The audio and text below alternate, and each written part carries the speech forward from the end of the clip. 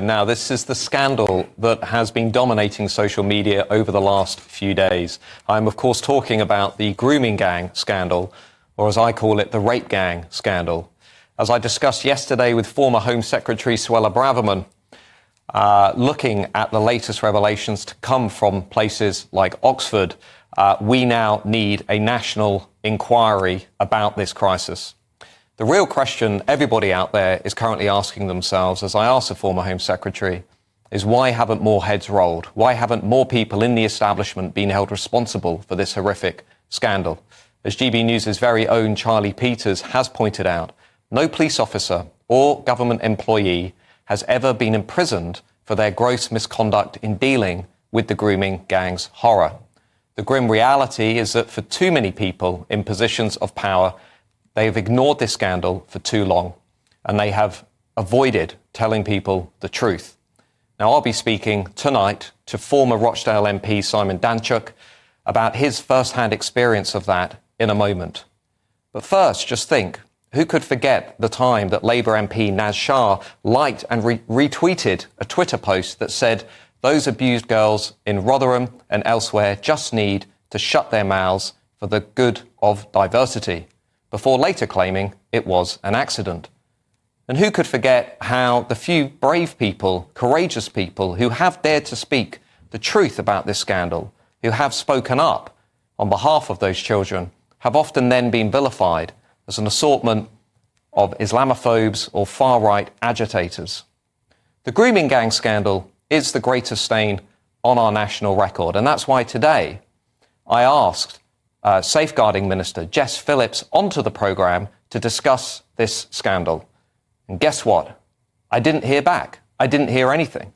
Jess Phillips is normally an outspoken feminist. She talks endlessly about protecting women and girls from misogyny and abuse. But when it comes to the issue of the grooming gangs, when it comes to defending women and girls from predominantly Muslim Pakistani gangs, she seems to be completely silent. She has also rejected Oldham Council's request for a national inquiry, claiming it is for Oldham Council alone to decide how to deal with this. It is not the case for a national inquiry is not needed. But the Labour Party has established nearly 70 reviews and inquiries since taking office. So why the general disinterest when it comes to the issue of the grooming gangs? Well, one explanation, I would suggest, might be this. Labour is simply worried about alienating and losing the Muslim vote. Take the former Shadow Paymaster General, Jonathan Ashworth, one of the Labour Party's foremost frontbench spokespersons during the general election campaign back in July. Well, he unexpectedly lost his seat to Gaza independent Shaukat Adam. Indeed, the independent Gaza MPs were elected at the last election, causing a lot of chaos in Labour-held seats. But even the Health Secretary, Wes Streeting, secured a majority of just a few hundred votes because of that strong Gaza vote in his constituency. And the minister who made this decision, Jess Phillips, nearly lost her seat to a Gaza independent too, securing a majority of just a few hundred votes.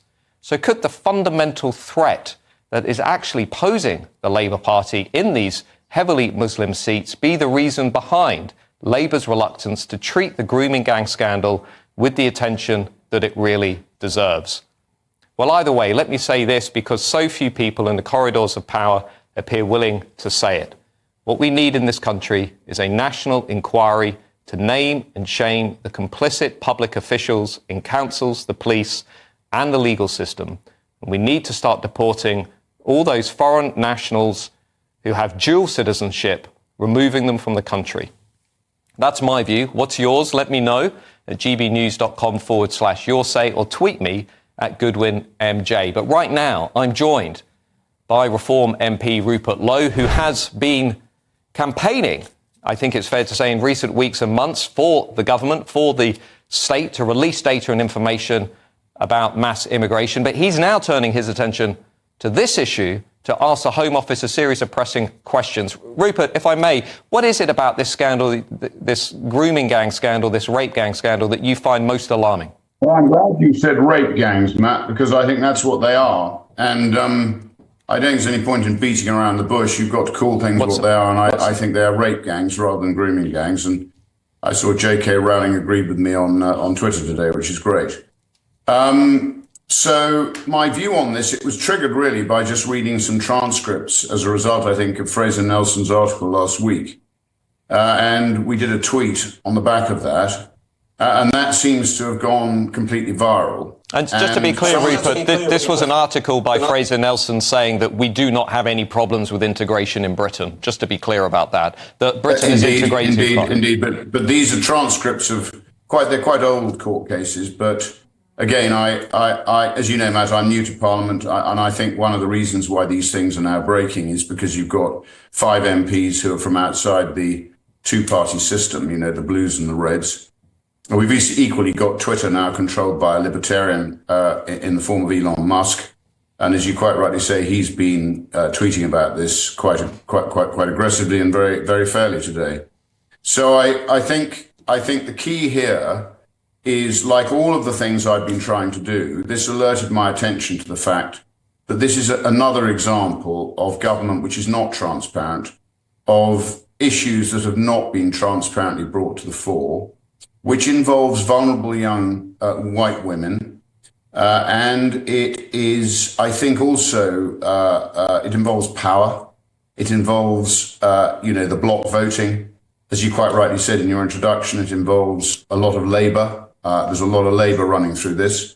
I think there's a lot of questions to be answered by the judiciary. I think there's a lot of questions to be answered by the police. I think we should have a national inquiry. And it was interesting that all the Tories have jumped in on the back of what I've been doing today.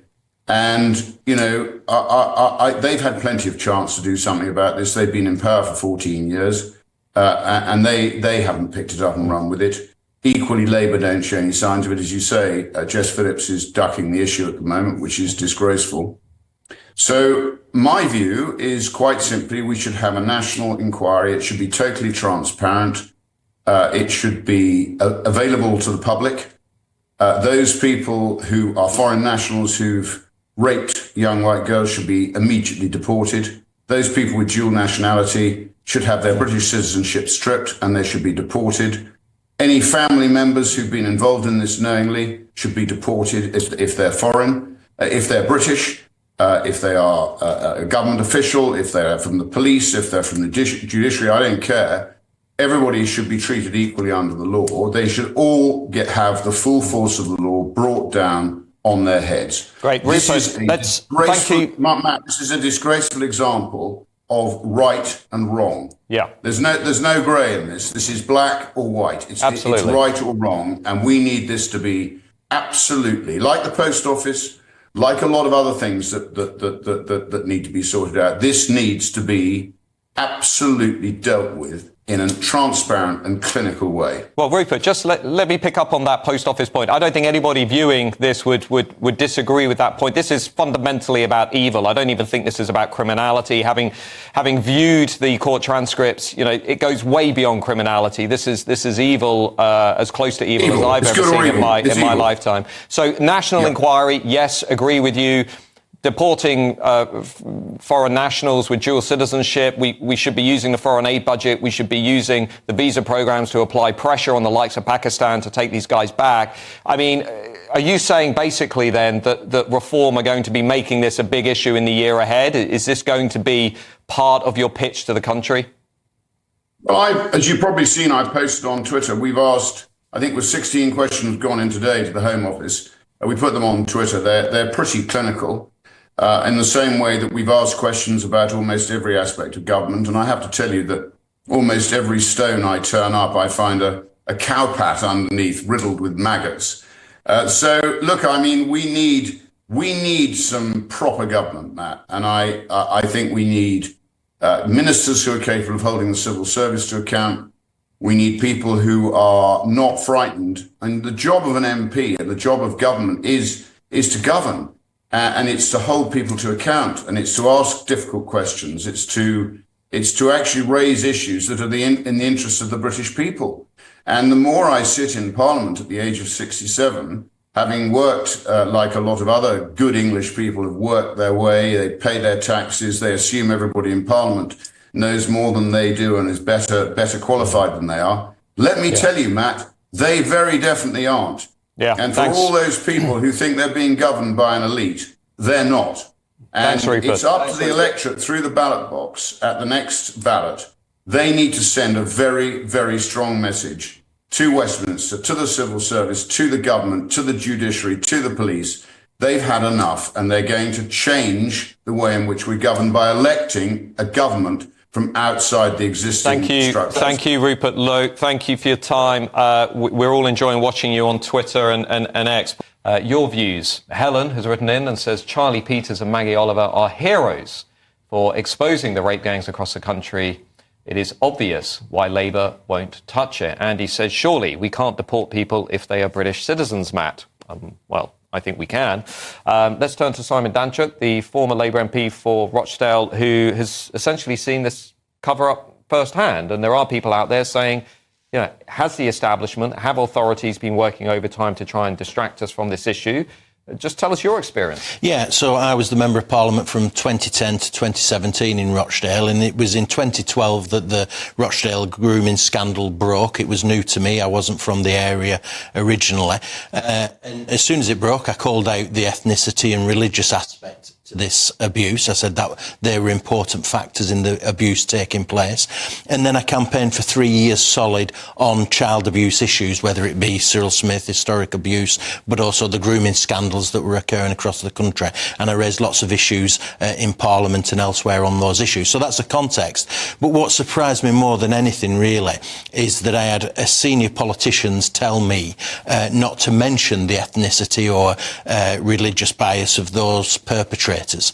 So the first example... Who was that? So first instance was Jim Dobbin, who was the MP for Harewood and Middleton at the time. Right. And the perpetrators tended to come from Rochdale and the victims tended to live in Harewood and Middleton. These are two constituencies co-terminus I know with the Rochdale. seat very well. My mother-in-law lives there. Yeah. And so the poor white working class girls were often from council estates in Harewood and Middleton.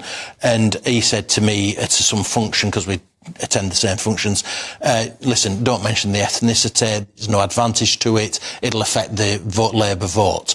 And he was quite clear. So they said that it would affect the Labour vote? He was quite clear about that. That was his advice to me. He was a much older MP. I'd been there for 2 years. I was very new, and he probably thought he was giving me some good advice.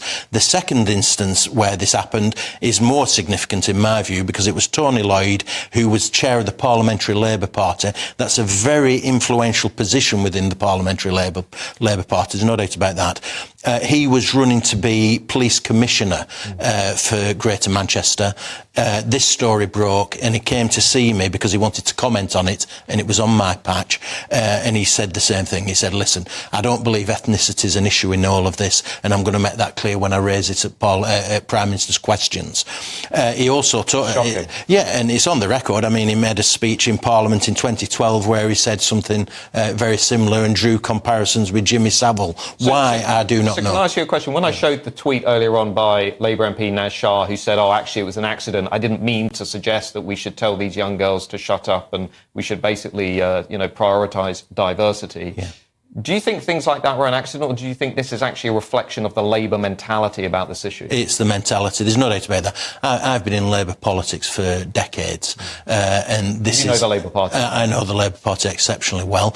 What I tell you about Jim Dobbin and about Tony Lloyd is absolutely accurate. And then the other surprise to me, having campaigned on this for 3 years solid, I met the Home Secretary on a number of occasions. She would phone me up at home, Theresa May. Theresa May. She would speak to me about these issues, child abuse issues. I went to a summit with David Cameron at 10 Downing Street. So over that 3 years, I worked with the Conservative Party, because it's not a party political issue. And yet, Yvette Cooper, the Shadow Home Secretary, during that time, never spoke to me or asked me about my experiences in campaigning on this on any occasion. So can I ask you a question? When I see people like Jess Phillips, Stella Creasy, who have talked endlessly about abuse against women and children at the hands of men, but seem to say nothing at all when it involves Pakistani Muslim gangs, or when you do voice it, they say, well, actually, that's a bit far right. What's going on there? What's this reflecting within the Labour Party? I mean, are these people genuinely not interested in this issue because they would rather prioritise, their Muslim constituents? Well, they're playing politics with the issue, which I think is appalling. I just made that point that this is a cross-party issue. There shouldn't be any politics to it. Yeah, absolutely. But they're worried about losing votes. That is a mentality within. I'm not saying every Labour MP, but a proportion of Labour MPs are concerned about losing votes. And I know you might not know him too well, but what's your instinct, your political instinct on where Keir Starmer is on this? Do you think he gets the strength of feeling out there in the country about this issue? No, I think I've described him before, but he fits into this North London Labour elite, and they all have a similar view of how you do politics, which groups in society are right, who you should kowtow to, who you should listen to, who you shouldn't listen to. Well, Simon Danczuk, it's great to have you with us, telling us that first-hand experience. So we've Paul Richards, former Labour advisor. Does that tally up with your experience of the Labour Party? No, I'm not doubting my friend Simon's story. I'm sure that's exactly how it happened. But I think the motives behind that, I think I would dispute. And there's an aspect of what you said there, Simon, which I thought was perhaps the most interesting thing, is why were the girls routinely ignored, dismissed, told they were liars and all the rest of it? Not because of race, but because of gender, because of patriarchy, and the fact that the sort of male establishment just didn't listen to these young women because they were working class and because they were girls. So you don't think Labour's overwhelming support among British Muslims has anything to do with it? The fact that about 90% of British Muslims vote for Labour? The fact that some of those Labour ministers, like Jess Phillips, who almost lost their seat because of defecting Muslim votes. I just want to show you a quick clip, actually, by Jess Phillips. We can show the folks at home this clip. We're a year on from the independent inquiry into child sexual abuse. Years and years worth of evidence. Rishi Sunak is doing nothing. And today, exactly what happened in Rochdale is happening in every single part of our country. Well, that was a clip by Jess Phillips before she was in government, I should say, but now in government is refusing to push ahead with this inquiry in Oldham, and so far is resisting the calls for a full-blown national inquiry. Well, hang on, she is having an inquiry in Oldham. She is having it. That's what she announced today. So there will be an inquiry in Oldham, led by Oldham. But not supported by the national government and not endorsing a national inquiry. Daniel, there's a risk here, isn't there, for the big parties, that this issue is going to become like the new post office scandal. This is going to become a big national debate about how on earth we allowed this systemic exploitation of children to take place. Well, my experience I don't know Simon Danczuk very well particularly, but he was a colleague for 7 years. He certainly came across as somebody with integrity and probity in my time working as a colleague with him. He's made some very serious allegations this evening about 2 colleagues. And if those can be substantiated, then I think the Labour Party has to answer for those. There is nothing worse, I would argue, than a politician trying to somehow kowtow to a minority group for fear of losing their support. If that is true, and I have no reason to doubt what Mr. Danczuk is saying, then I think it's a scandal, very serious scandal for the Labour Party. Well, we should say at this point we have reached out to the Labour Party for comment regarding the claims made by Simon Danczuk, former Labour MP, of course, and we await their reply.